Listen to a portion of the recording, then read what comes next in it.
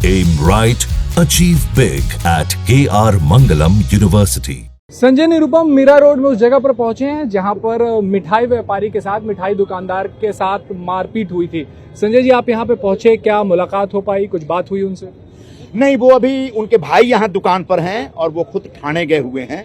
तो उनके भाई ने फोन पर मेरी बात कराई है बाबूलाल जी से, और मैंने उनको यही बताया कि आप अकेले नहीं हैं, डरा महसूस मत करिए। जो कुछ हुआ है वो गलत है, वो एक तरह का अपराध है, गुंडागर्दी है, और उसके खिलाफ कानून अपनी कार्रवाई करेगा। आपके साथ मैं हूं, पूरी सरकार है, शिवसेना है, भारतीय जनता पार्टी है, और आपको एकदम निडर होकर के काम करना है। लेकिन साथ साथ मैंने उनको ये भी समझाया कि ये जो आग्रह है कि महाराष्ट्र में मराठी भाषा का सम्मान होना चाहिए, बिल्कुल इस आग्रह का सम्मान करिए और मराठी भाषा सीखने की कोशिश होगी। खुद बोले कि मैं थोड़ा थोड़ा बोलता हूँ लेकिन ज्यादा नहीं बोल पाता हूँ। तो कोई आदमी अगर जो ज्यादा नहीं बोल पाता है या नहीं बोल पाता, उसको उससे आग्रह किया जा सकता है, उस पर दबाव डाला जा सकता है, लेकिन उसको थप्पड़ मार के मराठी नहीं सिखलाई जा सकती। ये गलत है। ये कोई पहला वाकया नहीं, पिछले 3-4 महीनों से हम देख रहे हैं, कम से कम 8वां 10वां वाकया होगा। सरकार कुछ करती हुई नजर नहीं आ रही है इसमें, ये और ये वजह है कि ये वाकया बढ़ते जा रहे हैं। मैंने महाराष्ट्र के मुख्यमंत्री और गृह मंत्री श्री देवेंद्र फडणवीस जी को टैग करके, क्योंकि आजकल संवाद का बड़ा अच्छा माध्यम है वो जो सोशल मीडिया का जो प्लेटफॉर्म होता है, मैंने उनसे कहा कि इन घटनाओं का संज्ञान लीजिए और इसको गंभीरता पूर्वक लीजिए, क्योंकि महानगर पालिका चुनाव आ रहे हैं और चुनाव आने तक ये जो पार्टियां हैं इस प्रकार की हरकतें खूब करेगी। तो इसमें क्या होगा कि जो गरीब और कमजोर लोग हैं, जो कहीं फेरी का धंधा करते हैं, छोटी सी दुकान चला रहे हैं, जो कहीं बैंक में नौकरी करते हैं, जो अपनी रक्षा नहीं कर सकते, जिनमें इतनी ताकत नहीं है कि पलट के वार करें, उन लोगों की सुरक्षा खतरे में पड़ जाएगी। इसलिए बहुत जरूरी है कि सरकार ऐसे जो अपराधी तत्व हैं उनके खिलाफ सख्त कार्रवाई करे, ताकि आगे कोई और इस प्रकार की हरकत ना करे। सख्त कार्रवाई दिख नहीं रही। अब इसी मामले का आप उदाहरण ले लीजिए, गिरफ्तारी भी नहीं हुई। 29 जून का मामला है, आज 4 तारीख है, कोई गिरफ्तारी नहीं हुई इस मामले में।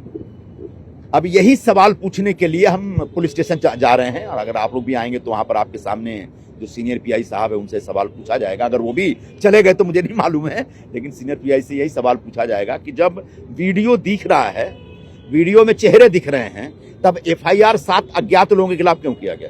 और जब आप पे दबाव पड़ता है तो अज्ञात लोगों के खाने में आप नाम भरते हैं। अब नाम भरने के बाद अभी तक किसी की गिरफ्तारी नहीं हुई, ये कहीं ना कहीं पुलिस की लेथार्जिक एक्टिविटी है। तो मैं यही दबाव डालने के लिए आया हूं कि तत्काल सख्ती से पेश आइए और जिन लोगों ने भी ये अपराध किया है उनके खिलाफ कार्रवाई करें। पुलिस से हमने बात की, उन्होंने कहा कि सेक्शन हमने ऐसे लगाए हैं जिसमें सजा 7 साल से कम है, इस वजह से हम गिरफ्तारी नहीं कर रहे, हमारे हाथ बंधे हुए हैं। ये जवाब है, इससे प्रोटेक्ट हो पाएंगे लोग, इससे प्रोटेक्ट हो पाएंगे लोग। मुझे नहीं मालूम। बीएनएस के जो सेक्शंस लगाए हैं उसमें सजा जो है वो 7 साल से कम है। पुलिस का कहना है कि इसमें हम गिरफ्तारी नहीं कर सकते।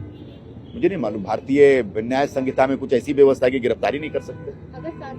7 साल से मुझे ये मैंने वो बीएनएस पढ़ा नहीं अभी तक, मुझे नहीं मालूम, लेकिन ठीक है, पुलिस वालों से बात करेंगे।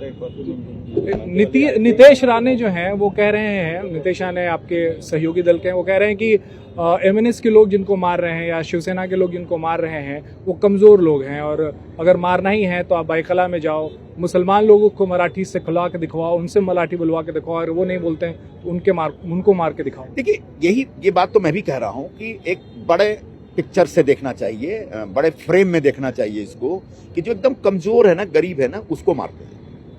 इनकी इतनी हिम्मत नहीं है कि डोंगरी में चले जाए, वहां पर तो एक मुसलमान हिंदी में बात करता है, उर्दू में बात करता है, उसको जरा मार के दिखाओ ना आप कि तुम मराठी बोल। फिर बड़े जो उद्योगपतियों से मिलते हैं लोग, अदानी से, अंबानी से मिलते हैं, तो क्या मराठी में बात करते हैं?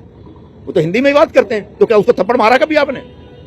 तो ये आग्रह रखना ठीक है, लेकिन इस आग्रह की पूर्ति के लिए किसी को मारना पीटना अच्छी बात नहीं है। हाँ, आप अंबानी अदानी से भी कह सकते हैं भाई जरा मराठी सीखो, आप बहुत दिनों से काम कर रहे हैं, रह रहे हो यहाँ, लेकिन इसके लिए मारना ये सरासर गलत है, ये अपराध है, गुंडागर्दी है, और इसका निषेध होना चाहिए। क्यों कर रही है? मैंने से वोट की पॉलिटिक्स है, मैंने बताया महानगर पालिका का चुनाव है, महानगर पालिका का चुनाव हो जाएगा, सब भूल जाएंगे। चलिए आगे। बहुत बहुत शुक्रिया। तो संजय निरुपम है, वहाँ जोधपुर स्वीट में पहुंचे थे, जहां पर बाबूलाल चौधरी जो इस दुकान के मालिक हैं, उनके साथ एमएनएस के कार्यकर्ताओं ने 29 जून को मारपीट की थी। उसके बाद मामला जो है वो 1 जुलाई को जाकर पुलिस ने रजिस्टर किया। उसके बाद अज्ञात लोगों के खिलाफ पहले मामला रजिस्टर हुआ, बाद में जब दबाव पड़ा तो लोगों को नामजद अभियुक्त बनाया गया, लेकिन गिरफ्तारी किसी की नहीं हुई है। यहीं पे वो जगह है जहां पर ये मारपीट का वाकया सामने आया था। उसके बाद व्यापारियों ने एक बड़ा विरोध प्रदर्शन भी किया, दुकानें भी बंद रखी गई 3 जुलाई को। सरकार लगातार दावे कर रही है, संजय निरुपम यहाँ पहुंचे हैं, सरकार में है, उनकी पार्टी सरकार में है, आश्वासन जरूर दे रहे हैं, लेकिन ऐसी घटनाएं रुकती हुई नहीं दिख रही। पिछले 3-4 महीने से जब से नगर पालिका चुनाव की घोषणा होने की एक तरीके से उम्मीद जागी है राजनीतिक पार्टियों में, वो अपना वोट बैंक बढ़ाने के लिए या फिर खबरों में बने रहने के लिए वो इस तरीके के वाक्य लगातार कर रहे हैं। सरकार लगातार ये कह रही है कि हम कड़े कदम उठाएंगे, लेकिन पिछले 3-4 महीने से एक नहीं ऐसे दर्जनों वारदातें हुई, सिर्फ मुंबई में नहीं, मुंबई से बाहर कई सुदूर इलाकों में ही, ग्रामीण इलाकों में भी हुई है। ऐसे वाक्य, ऐसे वारदातें फिलहाल रुक नहीं रही। सरकार लाख दावे कर रही है, वादे कर रही है, लेकिन लोग भाषा के नाम पे इसी तरीके से पिटते हुए नजर आ रहे हैं, एमएनएस के हाथों या फिर शिवसेना यूबीटी के लोगों के हाथों। कैमरामैन देवेंद्र दयालकर के साथ Rajesh Kumar, India TV, Mira road.